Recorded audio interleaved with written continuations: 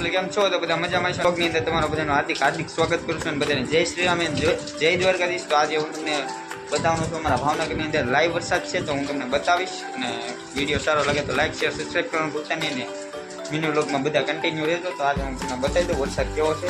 તો લાઈક કરી દેજો, શેર કરી દેજો અને સબસ્ક્રાઈબ કરી નાખજો. કોના ગામમાં વરસાદ તો અમારે થોડો વરસાદ અત્યારે શરૂ છે અને આ પાણી આ બધું પડવા માંડ્યું.